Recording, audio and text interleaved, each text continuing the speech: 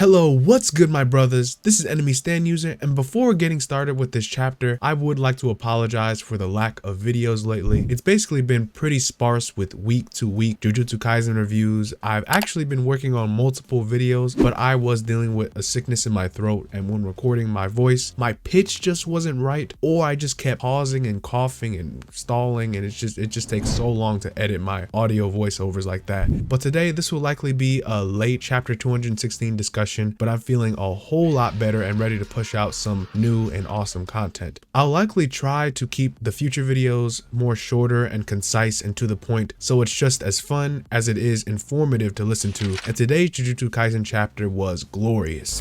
This week we have all types of information regarding the Sorcerer Incarnates, Sukuna's bathing ritual, Kenjaku's merger, and the upcoming sorcerer fights that will likely tip the scales of power and turn a lot of heads regarding how high sorcerers scale toward the end of the series. I'm really enjoying the direction Gege is going in, the stakes are rising, and the quality of the chapters have just stayed at this consistent high throughout. So let's hop straight into chapter 216, Bath. Alright, beginning the chapter, we see Sukuna has reached his destination at the Zenin headquarters, and uses one of the cursed storage rooms as a ritual ground where Sukuna can bathe in the evil solution that sinks within.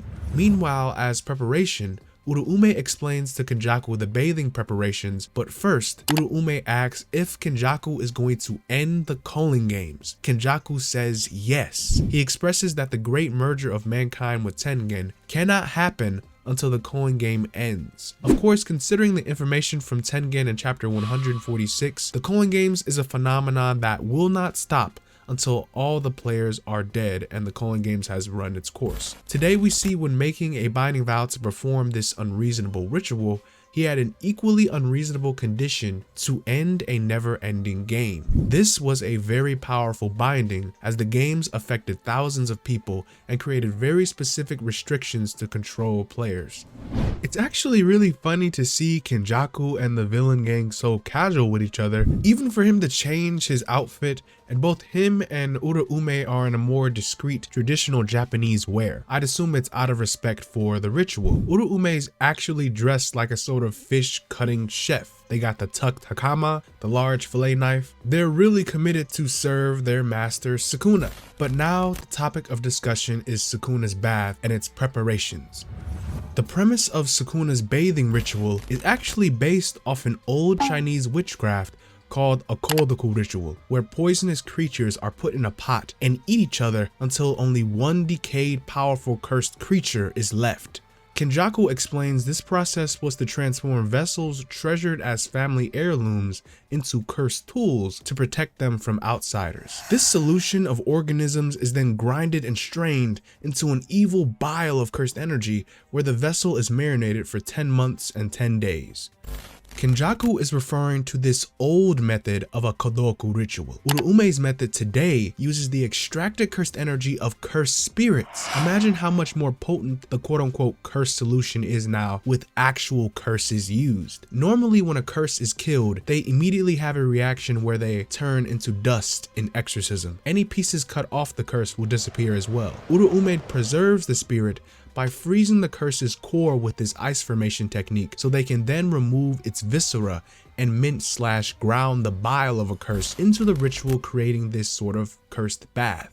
The process of this is to get closer to bring forth the demon. They want to make sure Megumi's soul sinks deeper into darkness and loses its sense of self. If you remember, in Sukuna's 10% nerfed state, with Megumi fighting back against him, Sukuna kept mentioning that he needed to polish up this form. He literally needed to stop Megumi from interfering with his cursed energy. At first, I had a theory that this sort of bath would give Sukuna his four-armed, two-faced full demon form back, but it merely gave Sukuna 100% control over his soul and the body to thwart Megumi.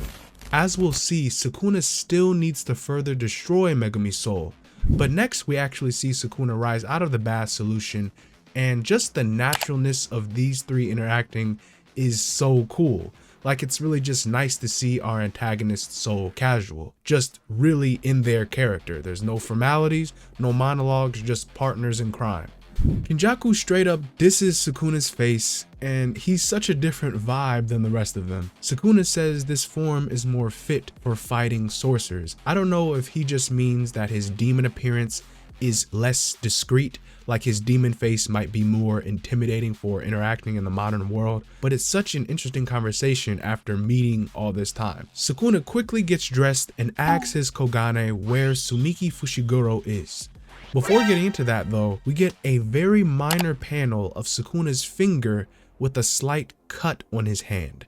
I will not go too deep onto this, but this can either mean Megumi's vessel capability is a bit unstable, or it might mean that Yuji maybe, kinda, possibly, maybe use this mantling cleave unknowingly. It's more than a stretch considering Sukuna is at 100% and he's fully healed and everything, but these panels imply something huge is coming either with Megumi or Yuji. It's kind of like when the villain ignores a subtle detail in the grand scheme of things, like dramatic irony, like we know something is coming. Sukuna continues with his plan and he wants to engage Yorozu in combat, and the location is in Sendai. It's also revealed that Yorozu in Sumiki's body is a guy, which is very weird. It's not the first time we've seen it though, but Kenjaku boastfully explains that he is from Aizu in the Fukushima prefecture, so naturally he would go off to the nearest colony, being Sendai. So Kenjaku kind of flexes his own know-how on Uraume, and Sukuna is a bit annoyed at their banter slash beef that Uraume and Kenjaku have going on. It's almost wholesome considering these are literally like the worst people in existence. Kenjaku asks Sukuna if he's going to fight Yorozu when it's out of his way. The interesting part is how Kenjaku thinks Sukuna would just ignore him since it's always been a one-sided crush with Yorozu. First off, this is post-editing enemy stand user. I honestly cannot really say what Yorozu's true gender is as a certain fact. Considering the Viz translations that we got and the pronoun change, it is very confusing. So please do not mind me throughout this video when I call Yorozu a he, she, they, them. That's just gonna be a running gag. But what you guys need to know though is whatever Yorozu is, whatever they incarnated from, it really does not matter. Yorozu had some type of beef with Sukuna. Kenjaku kind of jokes around like Yorozu had this sort of, one-sided crush on Sukuna, and the Viz version just implies Yorozu kept wanting to fight him. Kind of like a more obsessed version of Kashimo, but that's it. Sukuna does not care what Yorozu is, what they are, much less even how they feel. The only connection between Yorozu and Sukuna is on the battlefield. Kenjaku most likely is just making fun of Yorozu's hard-on for battle, The reason Sukuna is interested in challenging Yorozu though is because he inhabits Sumiki, and Sukuna needs to kill Sumiki's body to make sure that Megumi's soul is thoroughly finished and will sink completely. And that is tragic. I'm positive Sukuna will fulfill that goal. Bro can't even let Megumi have peace. So Kenjaku supports the idea and just escorts Sukuna to Sendai. It's crazy how Gege is so passionate about casually destroying our characters' lives and killing their loved ones. Cutting to Sendai Colony, we get Uro and Ryu patrolling the city, and they immediately sense the overwhelming cursed energy and malice of Sukuna. The very nature of his cursed energy drowns the sky in dread, and we see it in the horizon that this is the difference from everybody else and Sukuna. Ryu and Uro serve nicely in the age gap of sorcerers and their pride. Uro knew this feeling. She hid herself, curled up into a ball, and tucked her tail between her legs because she had enough sense to respect that the king of curses is here. It's chilling. Uro is like top 10 and among the most arrogant and prideful sorcerers in the entire series, and even she deactivated her curse technique and hid like a scared puppy, literally naked and afraid. Ryu, on the other hand, unfortunately, he had to fuck around and find out. For real, Sukuna's very presence is enough to make even the best fighters kneel, but Ryu's genuine hunger for satisfaction in battle and his own curiosity got the better of him as he went out to see what all the fuss was about, and he was met face to freaking face with the king of curses. I like how Ryu was very scared, but he genuinely wondered how a being could be this strong. Ryu never lost in his day, and he was pretty satisfied battling Yuta, but now he met a foe that he could never quote-unquote devour. Their stare down is really sick, and Ryu's body looms over Megumi's, but Sukuna is the aggressor, and he questions why Ryu doesn't flee. I want you brothers to imagine Ryu's mindset. He is among the strongest characters in the series, and never really found that high on life or that satisfaction truly. And now some sorcerer, obviously stronger than him, that he's never seen before, never experienced this elite among elites, the best he can ever face, and Sukuna tells him to run. Ryu is hopeless, but unfortunately, even he has standards. Even he has his pride, as he tries to strike first and is countered by a default dismantle attack. Ryu's insane toughness managed to preserve his life for a moment, and Sukuna acknowledges his strength, mentioning he's impressed because he tried to split Ryu in 3 with that move. So Sukuna apologizes and says he will not hold back on the next one. Ryu is startled. He jumps back to discharge a Grenada blast. However, before he can even output the technique, Sukuna adjusted cleave and sliced Ryu's face into 3 sections. And I just have no words. Ryu's a guy who has the highest cursed energy output in history. Even Yuta couldn't withstand his attacks without reverse curse. He freaking went toe to toe with cursed Rika off of a whim. Bro made the queen of curses eat shit with his powerful blows, and Sukuna just up and no diffed him.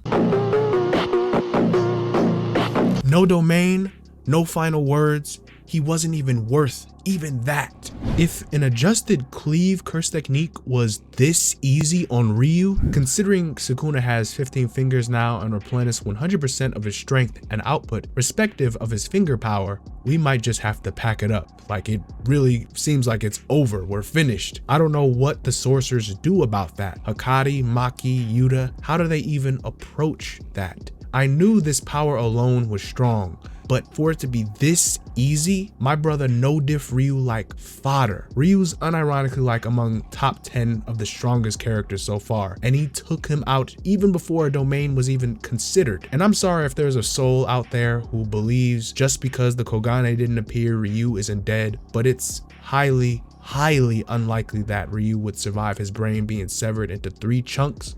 Reverse curse technique comes from the brain, and I'm pretty sure Ryu didn't even have reverse curse in the first place.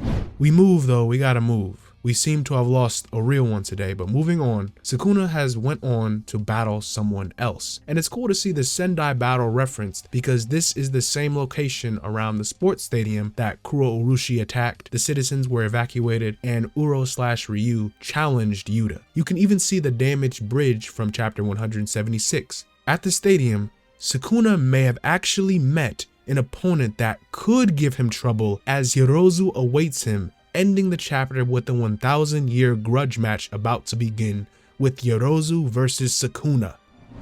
This is going to be awesome. We should see one of the highest level matchups in the series and even get a decent bit of lore as 2 elitist sorcerers from the Heian era fight to the death. Expect reverse curse technique, expect insanely high output, extension techniques, maximum techniques, berry techniques, domain expansion. Yorozu is here. She looks bad as hell, absolutely feral, and she's not afraid. Well, he is not afraid. They, them, doesn't matter. Incarnates are strange. If she's facing Sukuna off at this level, she's definitely got something crazy because they know him. They are familiar with his power, yet they still face the king of curses. Of course, Sukuna will certainly come out on top and winning. It's just interesting and cool how Yorozu will scale and fight Sukuna. Hopefully, it's even more hype than Maharaga's display. But sadly though, Sumiki just might end up dying because some weird, powerful, yassified Sukuna simp wants to fight him. It is what it is. Before we conclude though, Yorozu's curse technique probably has something to do with swarming or something to do with multiplying, like insects and bugs. It really fit the Kadoku curse theme that's going on in the chapter, and Yorozu's pretty disgusting as a person. Not to mention she actually had insect wings and their name means 10,000 or something like an everlasting myriad. I'll bet you that it is some type of insect curse technique, and it might even prevent her from dying in a normal way. But man, what a chapter. I'm telling you guys, this fight, this is really going to tip the scales of power if Yorozu's even half as decent as she's hyping up to be. Unfortunately, we have a death with Ryu, which I'm like 90% certain that he is deceased. The Kogane thing and the reverse curse technique awakening is just kind of copium at this point. I mean, I myself am waiting on a couple of deaths to be confirmed. So hey, you know, it is what it is. Thank you guys for watching. Again, I'm sorry about the sparse uploads. I always want to give content faster than I make it, it seems. But I think shorter and more concise videos will be a lot more productive in the future. And I'll still make heavily edited projects like the versus Dagon video I did, but I'll have to use my time more wisely and more creatively because there's just a lot of content to go over. But I'll make sure the content is as enjoyable and as informative as I can make it. But hopefully you brothers enjoyed. Make sure to like the video and share for more. This has been Enemy Stand User, and I'll see you guys in the next one. Peace out.